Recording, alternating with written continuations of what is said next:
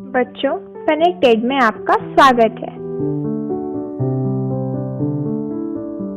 बच्चों, लेखक राहुल सांकृत्यायन ने अपने जीवन में कई यात्राएं की हैं। आज हम उनकी ऐसी ही एक यात्रा से प्राप्त हुए उनके अनुभवों के बारे में पढ़ेंगे।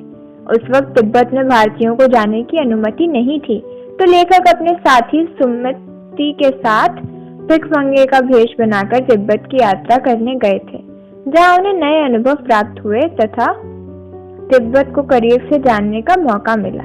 चलिए बच्चे, शुरू करते हैं ये कहानी और लेखक के साथ इस यात्रा में शामिल होते हैं। इस कहानी की शुरुआत लेखक और उनके साथी सुमति के तिब्बत यात्रा से होती है। तब तिब्बत जाने का एक ही रास्ता था जो नेपाल से होकर गुजरता था। ये व्यवहार ही नहीं, सैनिक रास्ता भी था। रास्ते में जगह जगह फौजी चौकियां और किले बने हुए थे, जो अब बिना सैनिकों के काफी जर्जर हो चुके थे। कुछ किले दुरुस्त हैं क्योंकि वहां किसानों ने बसेरा बना लिया था।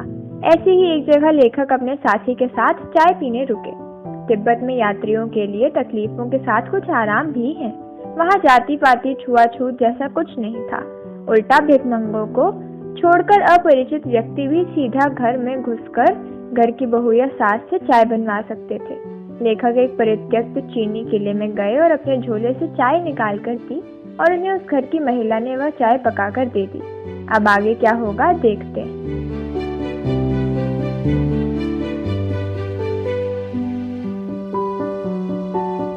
चाय पीने के बाद लेखक अपने साथी के साथ वहां से चल पड़े।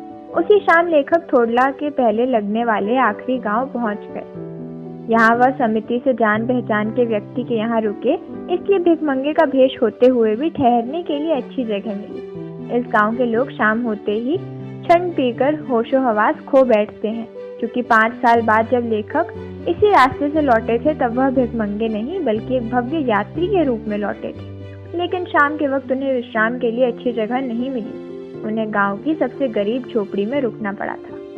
यहाँ से लेखक झंडा थोडला के लिए रवाना हो गए। झंडा 16-17 हजार फीट की ऊंचाई पर होने के कारण तिब्बत में सबसे खतरनाक जगह है और यहाँ मीलों तक कोई गांव नहीं है। नदियों के मोड़ और पहाड़ी कोनों के कारण ये डाकुओं के लिए छुपने का सबसे सुरक्षित स्थान है। यहाँ डाकू यात्रियों को पहले गोली मारते हैं, फिर उन्हें लूटते हैं। लेखक भिखमंगे के भेष रखने के कारण डाकुओं को देखते ही कूची कूची एक पैसा चिल्लाते भीख मांगने लगे और बच गए। लेकिन आगे की चढ़ाई काफी ऊंची होने के कारण लेखक ने सुमति को 2 घोड़ों का बंदोबस्त करने कहा, ताकि उन पर सामान भी रख लेंगे और आगे चल लेंगे। अब आगे क्या होता है देखते हैं। अगले दिन लेखक अपने साथी के साथ घोड़े पर सवार ऊपर की ओर चल दिए। ऊपर पहुंचकर लेखक ने देखा कि वह समुद्र तल से करीब 17-18 हजार फीट ऊंचे खड़े हैं और उनके चारों तरफ सुंदर दृश्य हैं। दक्षिण की तरफ बर्फ से सजे शिखर थे, जो दूसरी तरफ रेतीले सूखे पहाड़ और उत्तर की तरफ हरियाली ही हरियाली थी। उसी स्थान पर झंडा के देवता का स्थान था। उस जगह को पत्थरों, जानवरों की सीमाओं पर रंग बिरंगे कपड़ों से सजाया गया था।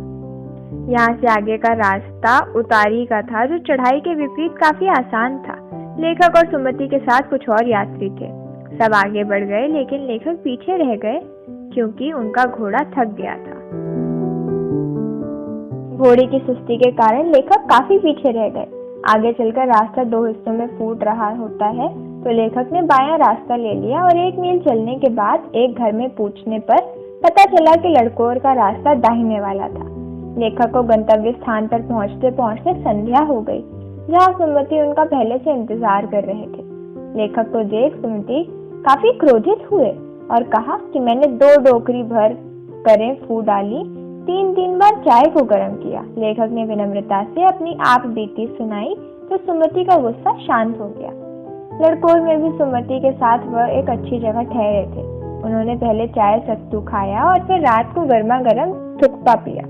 अब आगे क्या होगा देखते हैं। अगले दिन लेखक और सुमति अपने सफर पर आगे बढ़ गए। वह पहाड़ों से घिरे टापू जैसे तिडरी के विशाल मैदान को पार करके पास के गांव में पहुंचे, जहां सुमति के पहचान के लोग थे। सुमति रास्ते भर अपने यजमानों को कपड़े की पतली पतली चीरी बत्तियों के गंडे भेंट दिया करते थे। तिब्बत में इसे बड़ा शुभ माना जाता है। सुमति यहाँ भी अपने यजमानों को गंडे भेंट करते हैं। अगले दिन सुबह लेखक और उनके साथी को निकलने में देर हो जाती है। तिब्बत में भी धूप बड़ी कड़ी होती है। लेखक को सुबह 10-11 बजे भी कड़ी धूप का सामना करना पड़ता है। लेखक सामान कंधे पर रख दोपहर की धूप में चले जा रहे हैं। उनका ललाट धूप में जल रहा है, फिर भी वह कंधे पर सामान, हाथ में डंडा लिए चले जा रहे हैं। सुमति उन्हें आदमी का बहाना कर शेखर विहार में ले गए। शेखर विहार काफी हरा भरा था, जहाँ खेती अधिक थी। तिब्बत में जमीन वहाँ के छोटे बड़े जागीरदारों में बटी हुई है, जिनकी जमीन का एक मोटा हिस्सा मठों के हाथ में होता है। हर जागीरदार कुछ खेती खुद भी करते हैं, जिसके लिए मजदूर और इंतजाम के लिए भिक्षु होते हैं। शेखर की खेती के मुखिया भिक्षु नमसे बड़े भद्र पुरुष थे। लेखक उनके साथ एक मंदिर में जाते हैं, जहाँ कंजूर की हस्तलिखित 103 पोथियां थी। वह बड़े मोटे कागज पर अच्छे से लिखी हुई थी। एक एक का वजन 15-15 सेर से कम नहीं होगा। लेखक उन्हें देख उत्सुक हो उन्हें पढ़ने बैठ जाते हैं और सुमति आसपास अपने यजमानों से भेंट करने चले जाते हैं। सुमति अपने यजमानों से भेंट कर दोपहर तक लौट आते हैं। तिडरी गांव वहां से अधिक दूर नहीं था, इसलिए दोनों अपना सामान उठाकर भिक्षु नमसे से विदा लेकर अपने सफर पर चल पड़ते हैं।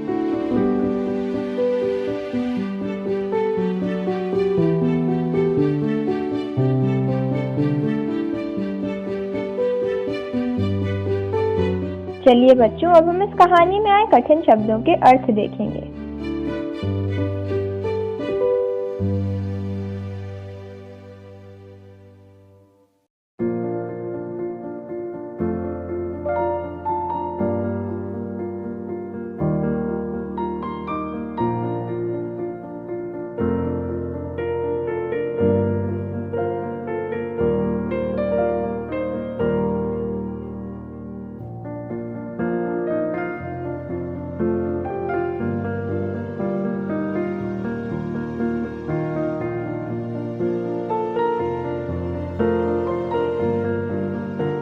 निम्नलिखित प्रश्नों के उत्तर लिखिए।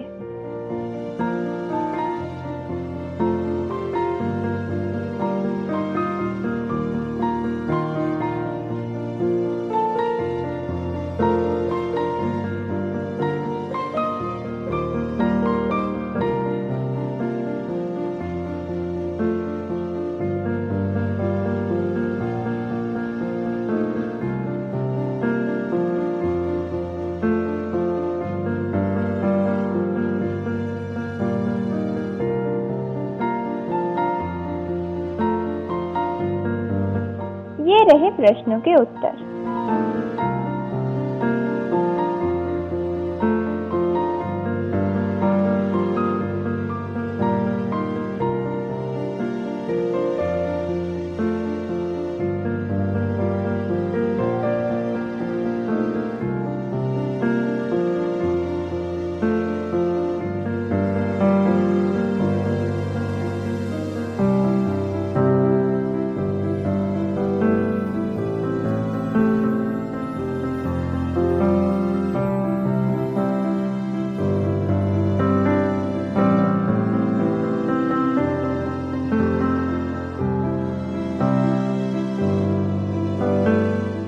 तो बच्चों, हमारा आज का पाठ यहीं पर खत्म होता है।